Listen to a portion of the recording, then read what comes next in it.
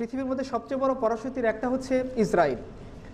তাদের কাছে Merkava tank আছে, যেটার দাম আমরা জানি 3.5 কত ডলার, 3.5 বিলিয়ন ডলার। আচ্ছা, এরপরে আমাদেরকে দুনিয়া বলতো আমেরিকার কথা। আমেরিকার কাছে কি আছে? কি আছে? পারমাণবিক বোমা। কে বলছেন? ভয় পাওয়ার কারণ নাই, ওটা আপনাকে মারবে না ইনশাল্লাহ, জোরে বললেও। আচ্ছা, তো আমেরিকার কাছে পারমাণবিক বোমা আছে। আরও রাশিয়ার কাছে কত বড় বড় ট্যাঙ্ক আছে। হ্যাঁ, ইভেন আমরা যে দেশ থেকে ভাগ হয়েছি সে পাকিস্তানের কাছে অনেকগুলো পারমাণবিক শক্তি আছে। আর আমাদের পাশে যে আমাদের যে রাষ্ট্র, তাদেরও পারমাণবিক শক্তি আছে। অ্যাজ এ মুসলিম হিসেবে, মুসলিম কান্ট্রি হিসাবে, বা মুসলিম দেশগুলোর দিকে খেয়াল করেন যারা নিজেদেরকে মুসলিম দেশ বলে দাবি করে, তাদের কাছে আলটিমেট বলার মতো কিছু নাই। না সেটা অর্থনৈতিক দিক থেকে তাদের কিছু আছে, না সামরিক দিক থেকে বা পলিটিক্যাল দিক থেকে তাদের কোনো অবস্থান আছে। কিন্তু তাদের একটা জিনিস আছে যেটা না আমেরিকার আছে, না রাশিয়ার আছে, না হিন্দুস্তানের আছে, না দুনিয়ার অন্য কোনো কুফফার শক্তির আছে। সেটা কি? হাফিজ জালান্দারি তার একটা কবিতার মধ্যে খুব সুন্দর করে এই প্রশ্নের উত্তরটা দিয়েছেন। তিনি বলেছেন যে উধার দুনিয়া হ্যায় और दुनिया के बंदे और इधर मेरा खुदा है और मैं हूँ। বলছে তুমি যে দুনিয়ার কথা আমাকে বললা যে তাদের পারমাণবিক শক্তি আছে, তাদের মিসাইল আছে, তাদের মার্কাভা ট্যাঙ্ক আছে, সব কিছু আছে, কিন্তু মনে রেখো তাদের কিন্তু আল্লাহ নেই। ওদিকে দুনিয়া এবং দুনিয়ার বান্দা যারা রাত দিন দুনিয়ার গোলামি করে, তাদের কাছে বিজয় মানে হচ্ছে সামরিক শক্তির বিজয়। তাদের কাছে বিজয় মানে হচ্ছে কিছু নিরস্ত্র নিরপরাধ মানুষের উপরে হত্যাযজ্ঞ চালিয়ে লাশের উপরে নৃত্য করার বিজয়। যাদের কাছে বিজয় মানেই হচ্ছে কোনো নিরপরাধ নিরস্ত্র ভূখণ্ডকে দখল করে সেখানে জোর করে কুফরি শাসন চাপিয়ে দেওয়ার বিজয়। মনে রেখো ওদিকে একদল দুনিয়া পূজারী, দুনিয়ার গোলাম, দুনিয়ার বান্দা, আর এদিকে আমি আর আমার খোদা। আর তোমার যে অবস্থা, হাফিজ জালান্দারি বলতেছেন যে না পুছো হাল মেরা और कुछ ना पूछो कि तस्लीम व रिज़ा है और मैं हूँ। হাফিজ ऐसी फलाकत के दिनों में फ़कत शुक्र खुदा है और मैं हूँ। বলতেছে তুমি আমাকে বলতেছো যে আমি গরিব মানুষ, দিনহীন মানুষ, আমার কাছে কিচ্ছু নেই, বলার মতো আমার একটা গাড়ি নেই, আমার ব্যাংক ব্যালেন্স নেই, টাকা নেই, কিন্তু মনে রেখো আমার দিলের ভিতরে আল্লাহ তাআলার শুকরিয়া আছে, যেটা কাফেরদেরকে নেই। যে হাফিজ তুমি গরিব হালতের মধ্যে কিভাবে চলো, যে তুমি তো দিন আনতে দিন খাও, তোমার নুন আনতে পান্তা ফুরিয়ে যায়। হাফিজ জালান্দারি বলতেছে তুমি জানো না যে আল্লাহর লেখা তকদিরের উপরে আমার সন্তুষ্টি আছে আর আমি আছি। দুনিয়ার কোনো শক্তির কাছে যে জিনিসটা নেই, দুনিয়ার কোনো পরাশক্তির কাছে যে পাওয়ারটা নেই, দুনিয়ার কোনো পরাশক্তির কাছে যে আশ্রয়টা নেই, সেই অসহায় এই নিপীড়িত নির্যাতিত মুসলিম উম্মার কাছে রয়েছে। সেটা কি? আল্লাহ সুবহানাহু ওয়া তাআলা। দুনিয়ার যে সমস্ত পরাশক্তিরা আমাদের উপর দিয়ে প্লেন চালায়, দুনিয়ার যে সমস্ত পরাশক্তিরা আমাদের উপরে মিসাইল নিক্ষেপ করে, দুনিয়ার যে সমস্ত পরাশক্তিরা আমাদেরকে পেলে পেলে জেলে পুরে রাখে, ওই পরাশক্তি দিন শেষে কোনো মাওলা নাই, আমাদের মাওলা আছে। সেই পরাশক্তি দিন শেষে যদি তার সামনে অস্ত্র না থাকে, সে ভয় কাঁপতে থাকে। সেই পরাশক্তি যদি তার কাছে কোনো পরাশক্তির আশ্রয় না থাকে, সে ভয়ে কাঁপতে থাকে। সেই পরাশক্তি যদি তার সামনে ক্ষমতা না থাকে, তো সে লেজ গুটিয়ে পালাতে বাধ্য হয়। সেই পরাশক্তি যদি কোনো মোল্লার ছবি দেখে, তো তার অন্তরের মধ্যে কম্পন শুরু হয়ে যায়।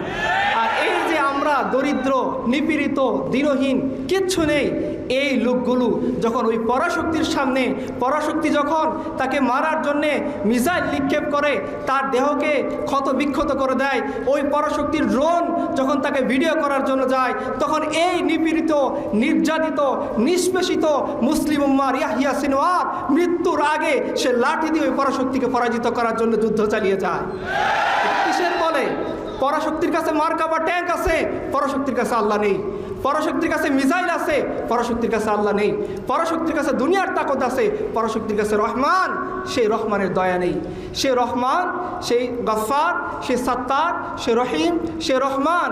আল্লাহ সুবহানাহু ওয়া তাআলা হচ্ছেন আমাদের শক্তি, আমাদের কেন্দ্র, আমাদের পাওয়ার, যাকে কেন্দ্র করে এই দুনিয়ার সকল নিয়ম, আমরা, আমি, আপনি, এই অনুষ্ঠান, আমাদের সকল কার্যক্রম নিয়ন্ত্রিত হয়। আফসোস আমাদের জন্যে, আফসোস সেই মুসলিম উম্মার জন্যে, যে উম্মাকে রাসূলুল্লাহ সাল্লাল্লাহু আলাইহি ওয়াসাল্লাম জামাতের মধ্যে রেখে গেলেন। তিনি যখন মারা যাচ্ছেন সাল্লাল্লাহু আলাইহি ওয়াসাল্লাম, পর্দা ওঠানো হয়েছে। পর্দা ওঠানোর পরে তিনি দেখতেছেন আবু বকরের নেতৃত্বে মুসলিম উম্মা নামাজ পড়তেছেন। রাসূলুল্লাহ সাল্লাল্লাহু আলাইহি ওয়াসাল্লাম খুব খুশি হয়ে গেছেন। তো তিনি বলছেন পর্দা নামিয়ে দাও। তার মৃত্যুর যন্ত্রণা শুরু হয়ে গেছে, তিনি চলে যাচ্ছেন দুনিয়া ছেড়ে। লাস্ট মুহূর্তে যখন ক্রিটিক্যাল মোমেন্ট থাকে জীবনে, আমরা কী মনে করি, মনের মধ্যে কী আসে আমাদের চিন্তায়, যে ভাই আমার তো জায়গায় টাকা পাওনা আছে, এগুলো একটু উদ্ধার করে দিও, বা আমি আমার বিবিকে রেখে যাচ্ছি, সন্তান একটা কেবলমাত্র হয়েছে, আমার ওয়াইফ কী খাবে, কি করবেন, অসহায়, তার বয়স রাসূলুল্লাহ সাল্লাল্লাহু আলাইহি ওয়াসাল্লাম যখন মারা যাচ্ছেন, আম্মা জান আয়েশার বয়স 18, মাত্র 18 বছর বয়সের কিশোরী ওয়াইফকে রেখে তিনি দুনিয়া থেকে চলে যাচ্ছেন। রাসূলুল্লাহ সাল্লাল্লাহু আলাইহি ওয়াসাল্লাম যখন দুনিয়া থেকে চলে যাচ্ছেন, তখন তারই সামনে তার প্রাণপ্রিয় দুইজন নাতি হাসান এবং হুসাইন আছেন, যাদের ব্যাপারে সাহাবায়ে কেরাম রাদিয়াল্লাহু আনহুম যখন এই হাসান হুসাইনের মাথাকে নিয়ে যাওয়া হয়েছে ইয়াজিদের সামনে, বিদায় ও নিহতে লেখা আছে, ইয়াজিদ লাঠি দিয়ে ওই মাথার উপরে খোঁচা দিচ্ছিল আর বলতেছিল হুসাইনের মাথা। তখন একজন সাহাবী তিনি বলতেছিলেন যে ইয়াজিদ, তুমি হুসাইনের মুখ থেকে তোমার লাঠি সরিয়ে নাও, আমি নিজে কতবার দেখেছি যে রাসূলুল্লাহ সাল্লাল্লাহু আলাইহি ওয়াসাল্লাম এই হুসাইনের মুখের উপর চুমু খাচ্ছেন, আর আজকে সেই হুসাইনের মুখের উপর লাঠি দিয়ে তুমি উদ্ধত প্রকাশ করতেছো, লাঠি সরিয়ে নাও। সেই প্রাণপ্রিয় নাতি হাসান রাদিয়াল্লাহু আনহু, সাহাবায়ে কেরাম বলছেন যে রাসূলুল্লাহ সাল্লাল্লাহু আলাইহি ওয়াসাল্লাম নামাজে গেছেন, মাথা উঠাচ্ছেন না কেন, মাথা উঠাচ্ছেন না? একজন সাহাবী হুট করে মাথা উঠিয়ে দেখেন রাসূলুল্লাহ সাল্লাল্লাহু আলাইহি ওয়াসাল্লাম মাথার উপরে হাসান রাদিয়াল্লাহু আনহু বসে আছেন, যার কারণে আল্লাহ সাল্লাল্লাহু আলাইহি ওয়াসাল্লাম সেজদা থেকে মাথা উঠাচ্ছেন না। সেই হাসান জীবিত আছেন, সেই হুসাইন জীবিত আছেন। রাসূলুল্লাহ সাল্লাল্লাহু আলাইহি ওয়াসাল্লাম যাকে নিজের কলিজার টুকরো বলেছেন, সেই ফাতিমা রাদিয়াল্লাহু আনহা জীবিত আছেন।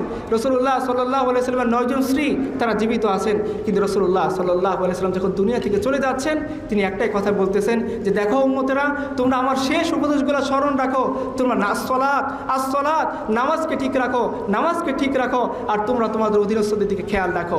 রাসূলুল্লাহ সাল্লাল্লাহু আলাইহি ওয়াসাল্লাম ওই অবস্থায় আমাদেরকে লক্ষ্য করে উপদেশ দিয়ে যাচ্ছেন, যে অবস্থায় মানুষ সাধারণত সমস্ত তার যে আকলি শক্তি সেটা হারিয়ে ফেলে মৃত্যুর যন্ত্রণার ভিতরে। রাসূলুল্লাহ সাল্লাল্লাহু আলাইহি ওয়াসাল্লাম চাইলে পারতেন তার পরিবারকে বলে যাওয়া যে আয়েশা তুমি কি খাবা, তুমি 18 বছর বয়সে কিশোরী, তোমার পিতাও তো তেমন বেশি ধনী মানুষ না, যা ছিল সেটা তো তিনি যখন মক্কা থেকে হিজরত করে মদিনায় আসেন সব চলে গেছে, আমার নাতি আমার সন্তান যে সমস্ত মেয়েদের কন্যা সন্তানকে রেখে গেছি তারা কি খাবে। এই কথাগুলো রাসূলুল্লাহ সাল্লাল্লাহু আলাইহি সাল্লাম মৃত্যুর আগে আমাদেরকে বলে যাননি, বলে গেছেন আমার কথা, বলে গেছেন আপনার কথা, বলে গেছেন উম্মতের নাজাতের কথা। আফসোস সেই মুসলিম উম্মাহ আজকে রাসূলুল্লাহ সাল্লাল্লাহু আলাইহি সাল্লাম রেখে যাওয়া দিন থেকে দূরে সরে গিয়েছে। রাসূলুল্লাহ সাল্লাল্লাহু আলাইহি ওয়াসাল্লাম যে তালিম, যে তরবিয়ত, যে শিক্ষা আমাদেরকে দিয়ে গিয়েছেন, রাসূলুল্লাহ সাল্লাল্লাহু আলাইহি ওয়াসাল্লাম আজকে উম্মত সেই শিক্ষার কথা ভুলে সে পশ্চিমের সামনে মাথা নোয়াচ্ছে, সে পশ্চিমের কাছে সমাধান খুঁজতেছে। কিন্তু আসলে আমাদের কথা কি ছিল যে আপনি মিল্লাত পার কিয়াস আকওয়ামে মাগরিব সে নাকার খাস হে তারকিব মে কওমে রাসূল হাশিমি। এই যে রাসূলুল্লাহ সাল্লাল্লাহু আলাইহি ওয়াসাল্লাম তার উম্মত রেখে গিয়েছেন, এই উম্মতের সমাধান, এই উম্মতের যে সমস্ত প্রবলেমের সলিউশন, সেটা আল্লাহ সুবহানাহু ওয়া তাআলা ওই সিস্টেমের মধ্যে রাখেন নাই যে সিস্টেম পশ্চিম কায়েম করেছে, যে সিস্টেম পশ্চিম মেনে চলে, যে সিস্টেমের গোলামি পশ্চিম করে, সেই সিস্টেমের মধ্যে আল্লাহ সুবহানাহু ওয়া তাআলা এই উম্মতের সলিউশন রাখেন নাই। কেন? কারণ এক বন্দেগি খুদাই, এক বন্দেগি গদাই, ইয়া বান্দায়ে খুদা বান, ইয়া বান্দায়ে জামানা। ইকবাল বলেছেন যে তুমি যে দুনিয়ার দিকে ছুটতেছো আল্লাহ সুবহানাহু ওয়া তাআলাকে পিছনে ফেলে তোমার ক্যারিয়ারের দিকে, তোমার ক্ষমতার দিকে, তোমার দাপটের দিকে, তোমার বিসিএসের দিকে, মনে রেখো এটা হচ্ছে দুনিয়ার গোলামি, দুনিয়ার বন্দেগি, দুনিয়ার ইবাদত। আর তোমার সামনে দুইটা অপশন আল্লাহ সুবহানাহু ওয়া তাআলা রেখেছেন। এক বন্দেগি হচ্ছে আল্লাহর, যেখানে কোনো ধরনের শিরকের স্থান নেই। এক বন্দেগি হচ্ছে তাওহীদের, যেখানে কোনো ধরনের শিরকের স্থান নেই। আরেক ধরনের বন্দেগি হচ্ছে দুনিয়ার গোলামি, দুনিয়ার পূজা। হয় তুমি আল্লাহর বান্দা হও, নয়তো দুনিয়ার বান্দা হয়ে যাও। অপশন দুইটা আমাদের সামনে। কিন্তু আফসোস আজকে সেই রহমান, সে গফফার, সে যুল জালালি ওয়াল ইকরাম আল্লাহ সুবহানাহু ওয়া তাআলা কিয়ামতের দিন সমস্ত মানুষকে সামনে রেখে যখন সমস্ত মানুষ মারা যাবে, দুনিয়ার কথা বলার মতো কেউ নাই। যারা আসমানে ছিল সে সমস্ত ফেরেশতা, ওনাদের রূহ কবজ হয়ে গেছে, কথা বলার মতো কেউ নাই। কোরআন কারীমের মধ্যে আল্লাহ বলেছেন তিনি প্রশ্ন করবেন লিমানিল মুলকুল ইয়াউম, আজকের রাজত্ব, সার্বভৌমত্ব, সার্বভৌম কর্তৃত্ব কার? জবাব দেওয়ার মতো কেউ থাকবে না।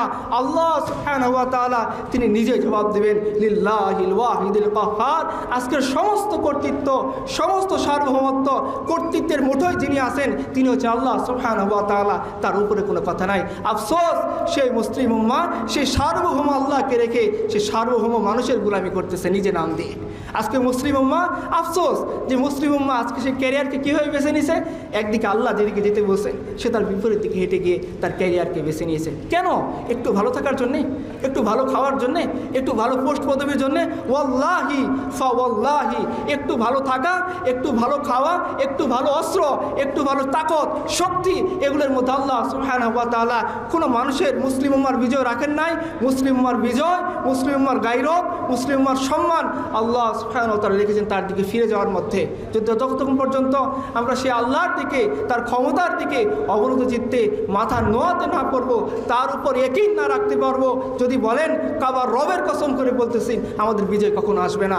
আপনারা জানেন পরাশক্তির কথা বলে যারা আমাদেরকে ভয় দেখাইতো, সেই পরাশক্তি ইসরাইল, ছোটোবেলায় যাদের কথা শুনলে আমরা যখন জাহিলি জীবনে থাকতাম খুব বেশি গর্ব অনুভব করতাম অথবা থরথর করে কাঁপতাম যে ইসরাইল পৃথিবীর মধ্যে একটা সুপ্রিম কান্ট্রি, যারা অনেক বেশি তাকতওয়ালা, অনেক বেশি শক্তিওয়ালা। কিন্তু আল্লাহ সুবহানাহু ওয়া তাআলা দেখিয়েছেন অনেক বেশি তাকতওয়ালা, অনেক বেশি দাপটওয়ালা, অনেক বেশি মিসাইল শক্তির অধিকারী এই শক্তি পৃথিবীর ক্ষুদ্রতম একটা শহর গাজাকে, আমি রাষ্ট্র বলতেছি না কারণ রাষ্ট্র হওয়ার যে আয়তন সেটা তার কাছে নেই, ছোট্ট একটা শহরের কয়েক হাজার মানুষ মিলে 1 বছর ধরে এই পরাশক্তিকে আটকে রেখেছে। এটা কিসের বলে?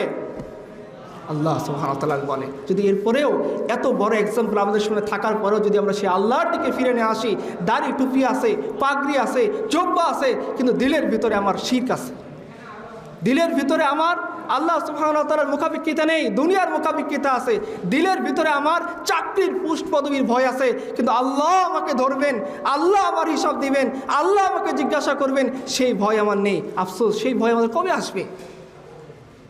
दुनिया से जा रहा हूँ कफन में छुपा कर मुँह अफसोस बात बरने की हाया आई है मुझे। একজন কবি আফসোস করে বলতেছিলেন যে দুনিয়া থেকে যখন চলে যাচ্ছি ওই মুহূর্তে আমার ভয় চলে আসছে, ওই মুহূর্তে আমার আল্লাহকে থেকে লজ্জা আসছে।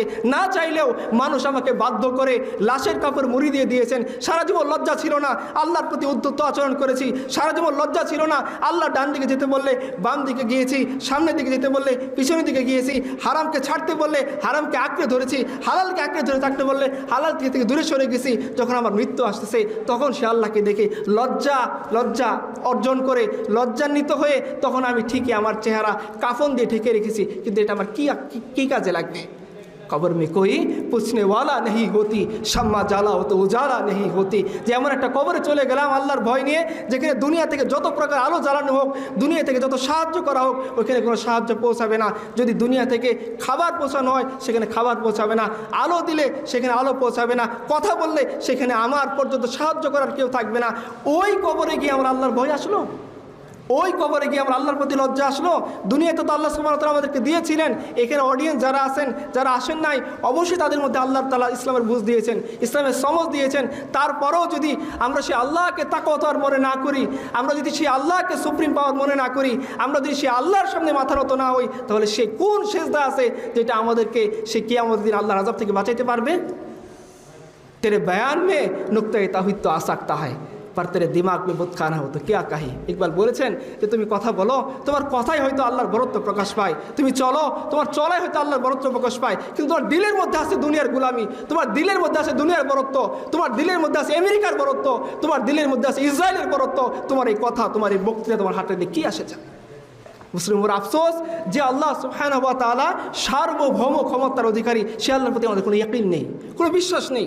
আমরা বিশ্বাস করতে চাই না যে আল্লাহ সুবহানাহু ওয়া তাআলা আমাদেরকে সেই পদ্ধতিতেই বিজয় দিবেন যে পদ্ধতিতে আমাদের পূর্বসূরীদেরকে বিজয় দিয়েছিলেন। কী ছিল? আপনি হুনাইনের ময়দানে চলে যান, মনে আছে আপনাদের? কিছু মানুষ মনে করেছিল, মুসলিম যারা, যে তখন মুসলিম উম্মাহ 10,000 সাহাবী নিয়ে রাসূলুল্লাহ সাল্লাল্লাহু আলাইহি ওয়াসাল্লাম মক্কা বিজয় করেছেন, তাই না? তো এরপর আরও অনেক মুসলিম হয়েছেন, প্রায় 12,000-এর মতো সাহাবী হয়ে গেছেন। ওদিকে কাফেরের সংখ্যা ছিল 20,000-এর মতো। তো অনেকে মনে করছেন যে হয়তোবা এই 12,000 আর 20,000-এর মোকাবেলায় আমরা তো আরও অনেক ক্ষুদ্র ক্ষুদ্র বাহিনী দিয়ে বিশাল বাহিনীর প্রতি জয়লাভ করছি, এই যুদ্ধে মনে হয় আমরা বিনা যুদ্ধেই জয়লাভ করবো। অনেক মুসলিম দুর্বল ইমানদার অনেকে মনে করেছেন, স্ট্রং সাহাবীরা না। ও আমাদের হুনাইনের ময়দান কায়েম হয়েছে, রাসূলুল্লাহ সাল্লাল্লাহু আলাইহি ওয়াসাল্লাম নিজে তার দুলদুল ঘোড়ার উপরে চলে তিনি যুদ্ধের ময়দানে অবতীর্ণ, তিনি সিপাহ সালার বাহিনীর প্রধান, চিফ কমান্ডার ইন চিফ।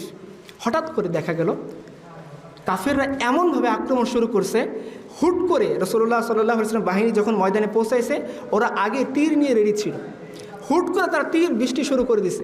আল্লাহ রাসূল সাল্লাল্লাহু আলাইহি ওয়াসাল্লাম তার সাহাবীরা প্রস্তুতি নেওয়ার সময় পাননি, হুট করে তীর বৃষ্টি আরম্ভ হয়ে গেছে, যে যার মধ্যে ভাগা শুরু করে দিচ্ছে। ওই মুসলিম যারা দুর্বল ইমানদারের অধিকারী ছিলেন, সাহাবীরা, বড় বড় সাহাবায়ে কেরাম অবশ্যই না, তারা ময়দান থেকে হাঁটা শুরু করছে, যে যেদিক খুশি দিক বিদিক ছোটাছুটি করতেছে।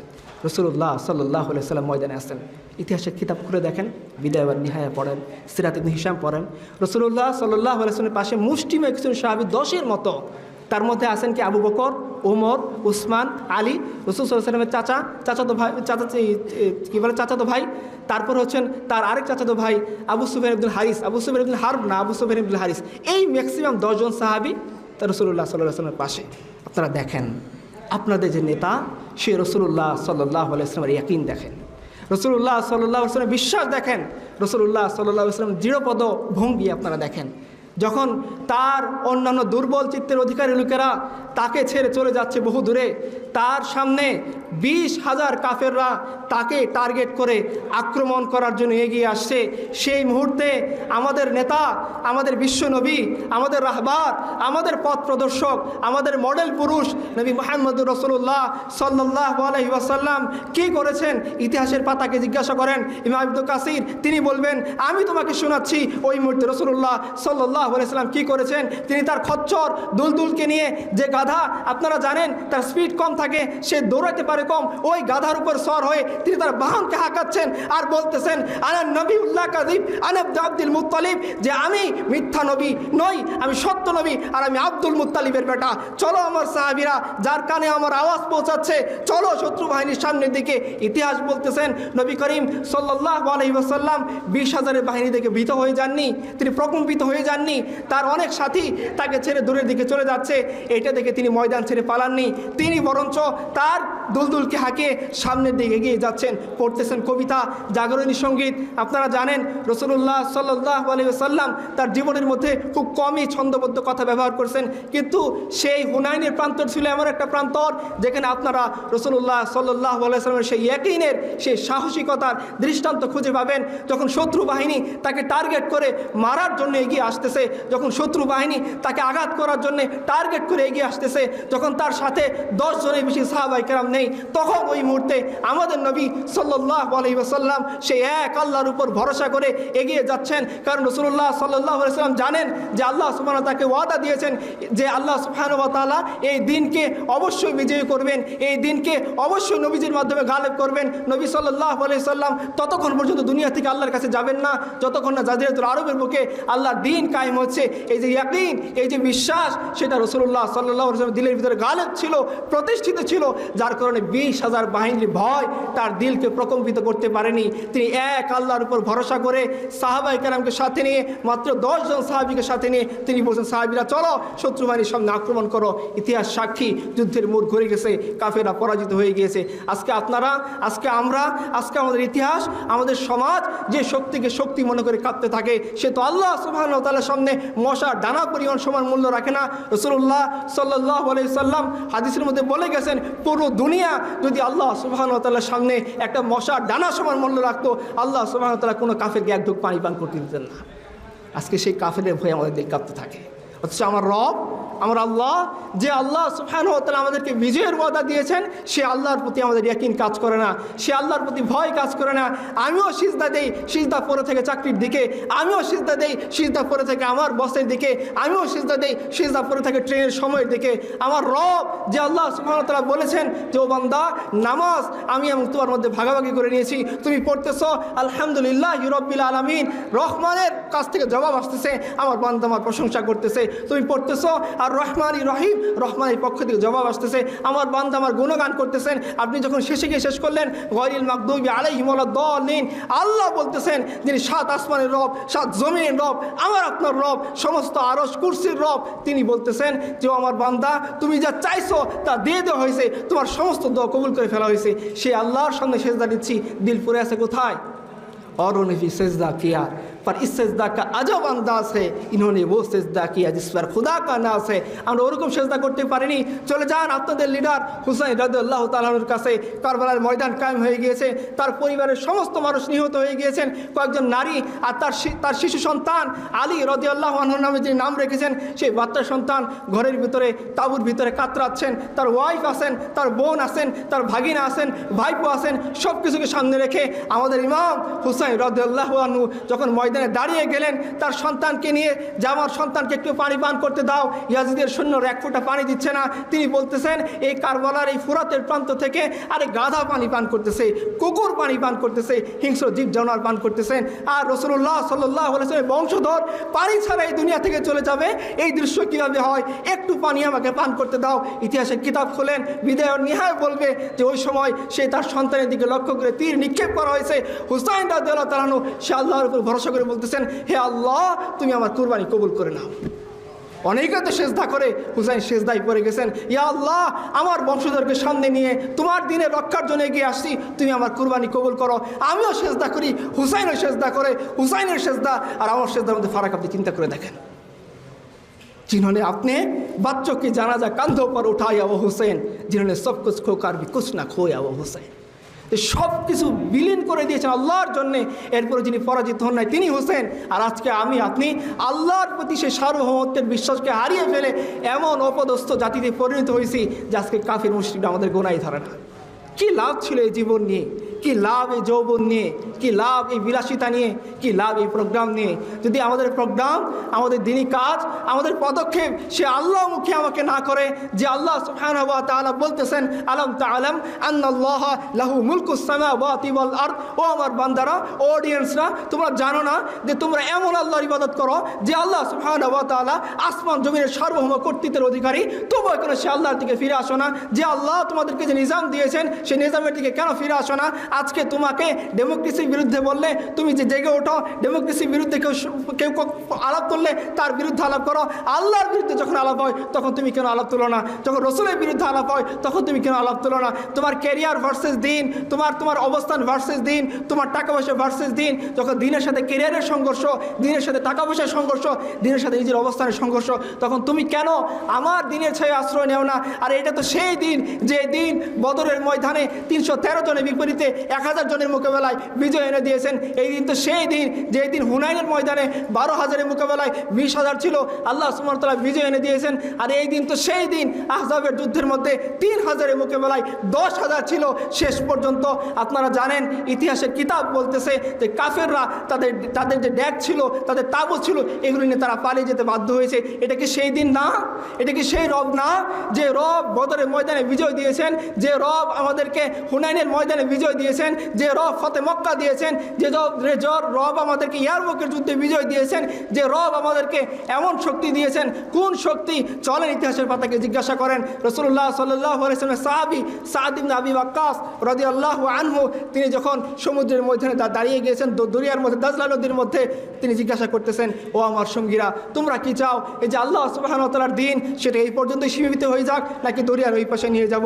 সমস্ত সাহাবীরা, তার সঙ্গীরা, তার অধীনস্থরা বলতেছেন, না আমাদের লিডার, আমরা এখানে আল্লাহর দিনকে খতম করব না, আমরা দরিয়ার পরেও ওর পরেও দিনকে নিয়ে যাব, কিন্তু আমাদের যাওয়ার মতো কোনো পোল নাই, কোনো যাওয়ার মতো সাঁকো নাই, কোনো নৌযান নাই, আমরা কীভাবে যাব? ওই মুসলিমদের আমির সাদ ইবনে আবি ওয়াক্কাস বলতেছেন, সে আল্লাহর উপরে ভরসা করো, ঘোড়াকে চালাও। ইতিহাসের কিতাব সাক্ষী। না না না, আমি কোনো বানোয়াট কাহিনী আপনাদেরকে বলতেছি না, আমি কোনো টিভি সিনেমার গল্প আপনাদের সামনে বলতেছি না, আমি হুমায়ুন আহমদের লেখা কোনো উপন্যাস আপনাদের সামনে বলতেছি না, আমি সেই কাহিনী বলতেছি যে কাহিনী নবী মুহাম্মদ রাসূলুল্লাহ সাল্লাল্লাহু আলাইহি ওয়াসাল্লামের সঙ্গী তার উম্মতের সাথে ঘটছে। তারাও উম্মত, আমরা উম্মত, কান খাড়া করে শুনি সেই ঘটনার শেষ বিন্দু কোথায় গিয়ে দাঁড়ায়। রাসূলুল্লাহ সাল্লাল্লাহু আলাইহি ওয়াসাল্লামের সাহাবীরা যখন তারা সেই ঘোড়া নিয়ে দাজলা নদী পার হয়ে গেলেন, তো দেখা গেল ঘোড়ার একটা খুরও সে দাজলা নদীর পানিতে ডুবে নাই। আল্লাহ সুবহানাহু তাদেরকে পার করে দিয়েছেন। ইকবাল সে কথাকে স্মরণ করে বলেছেন, দাস্তু দাস্তে দরিয়া ভি না ছোড়ে হামনে, বেহের জুলমত পে দৌড়া দিয়ে ঘোরে হামনে। আরে জমিন তো দূরের কথা, আমরা তো পানিকেও ছাড়ি নাই, পানির উপরে আমরা ঘোড়া দৌড়িয়ে দিয়েছি।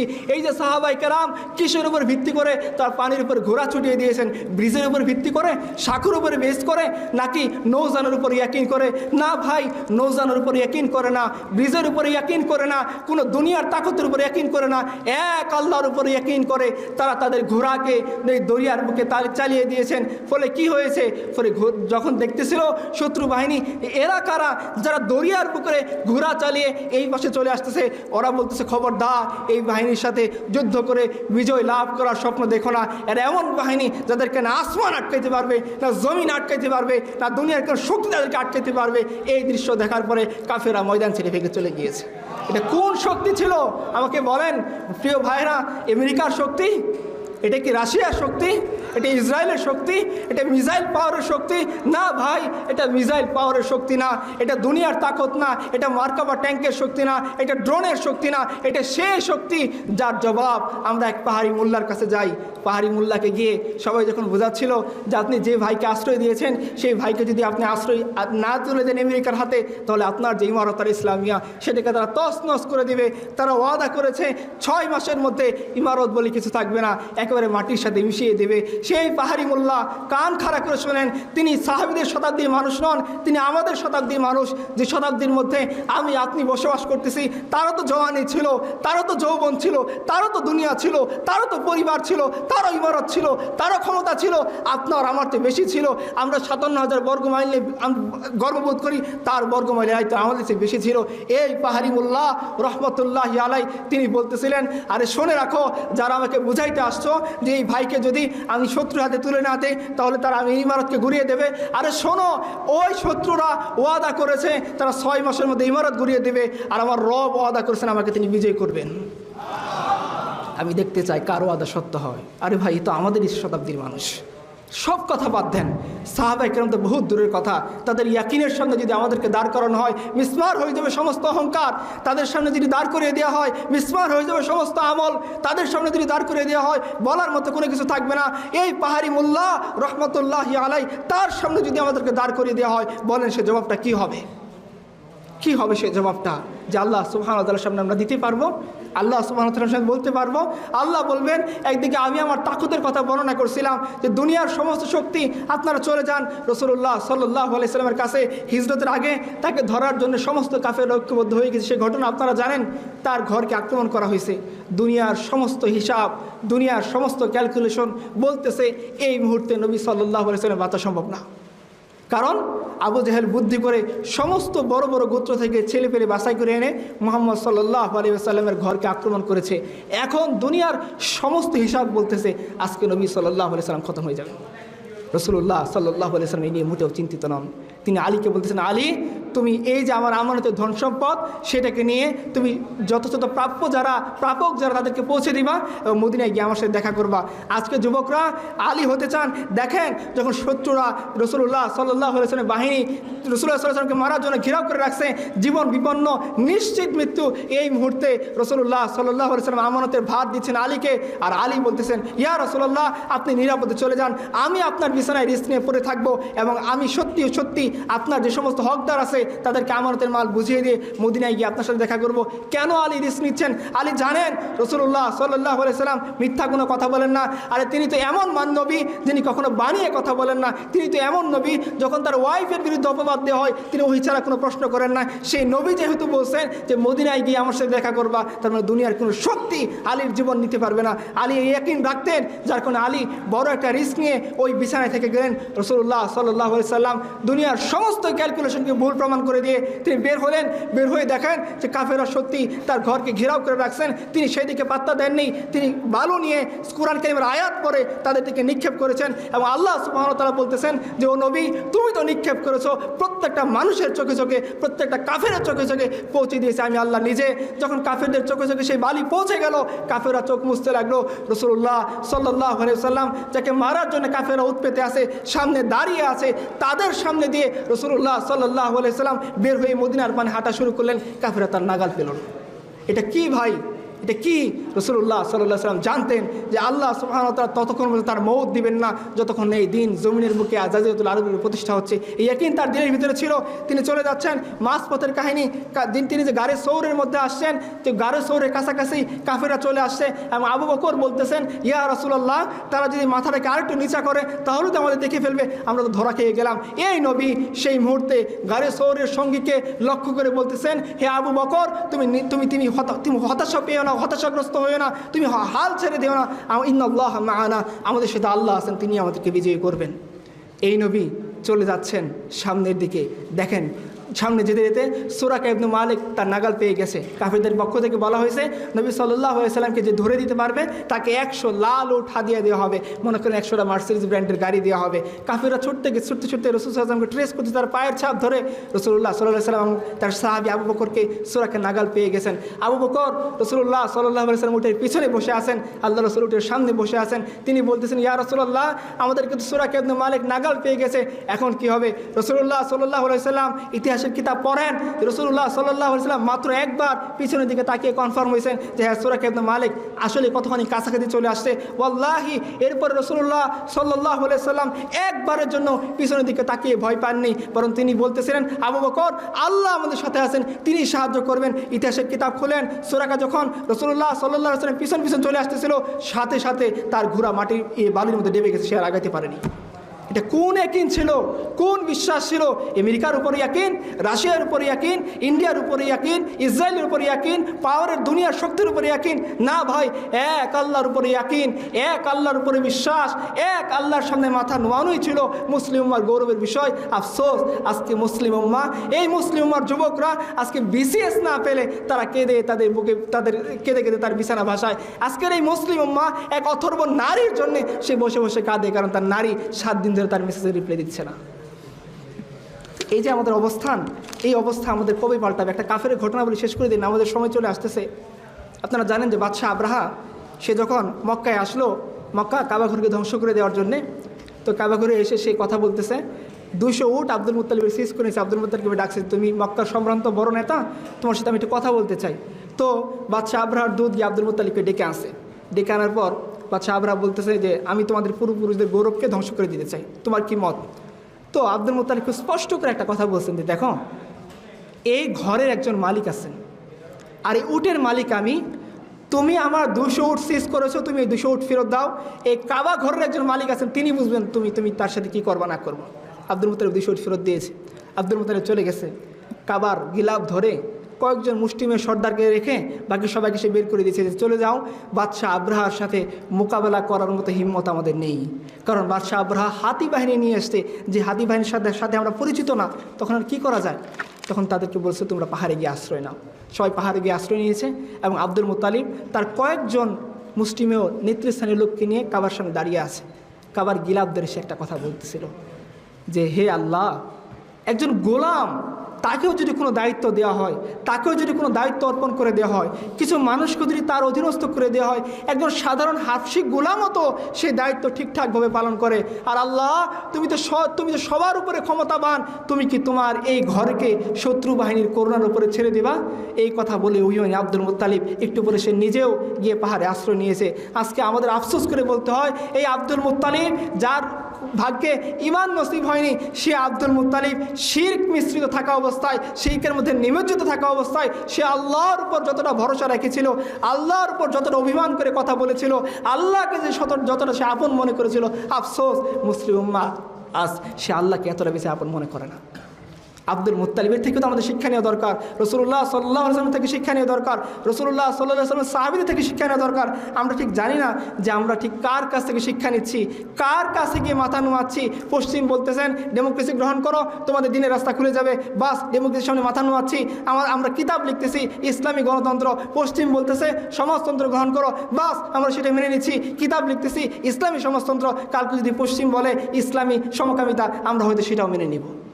কিছু করার নেই।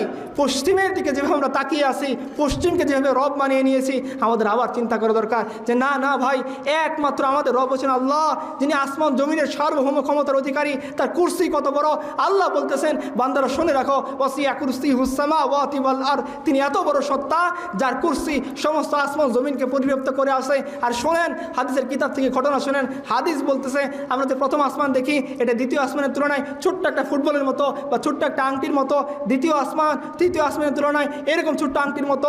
চতুর্থ আসমান তৃতীয় আসমানের তুলনায় এরকম ছোট্ট আংটির মতো। এবার সপ্তম আসমান প্রথম আসমানের তুলনায় কিছুই না। এরপরে আরশ, কুরসি, এর ঊর্ধ্বে যিনি, তিনি হচ্ছেন রব্বে করিম, আমাদের রব, আমাদের মালিক, আমাদের মাবুদ, আমাদের পাল্লেওয়ালা। ওই পাহাড়ি মোল্লার কাছে চলে যান, তাকে বলা হয়েছে যে তোমাদেরকে তো আমেরিকা ওয়াদা দিয়েছেন যে তারা ড্রোন দিয়ে তোমাদেরকে ধ্বংস করে দেবে। পাহাড়ি মোল্লারা বলেছিল, আরে ভাই, এই ড্রোন কি আল্লাহর আরশের উপরে না আল্লাহর আরশের নিচে? বলছে এই ড্রোন আল্লাহর আল্লাহর আরশের নিচে চলে, বলছে তাহলে আমার কোনো ভয় নাই। যে ড্রোন আল্লাহর আরশের নিচে চলে, সেই ড্রোন কীভাবে আল্লাহর সাথে মোকাবেলা করবে? আপনি চলে যান বনু কুরাইজা যুদ্ধের মধ্যে, যখন রাসূলুল্লাহ সাল্লাল্লাহু আলাইহি ওয়াসাল্লামের সাহাবীরা বনু কুরাইজা যুদ্ধে বিজয়ী হয়েছেন, এখন তাদের মাসলা আসছে যে তাদের যত সব বালেগ ছিল তাদের উপর মৃত্যুদণ্ড কার্যকর করা হবে ইসলামী খিলাফতের বিরুদ্ধে বিদ্রোহ করার কারণে, রাসূল সাল্লাল্লাহু আলাইহি ওয়াসাল্লামের সাথে গাদ্দারি করার কারণে। তখন সেই ইহুদি সর্দার হুয়াই ইবনে আখতাব একটা কথা বলেছিল, বলছে দেখো মুসলিমরা, তোমাদের সামনে পরাজিত হয়েছি, সে আফসোস আমার নেই, আমার শুধু একটাই আফসোস যে আমরা আল্লাহর বিরুদ্ধে লড়াই করছি, আর যারা আল্লাহর বিরুদ্ধে লড়াই করে তারা কখনো জয়ী হতে পারে না। আজকে মুসলিম উম্মাহ তাদের অ্যাটিটিউড দিয়ে, আজকে মুসলিম উম্মাহ তাদের লাইফস্টাইল দিয়ে, আজকে মুসলিম উম্মাহ তার মানহাজ দিয়ে, আজকে মুসলিম উম্মাহ তার কথা কাজ তার চাকরি দিয়ে, সব কিছু দিয়ে সে আল্লাহর বিরুদ্ধে আচরণ করতেছে।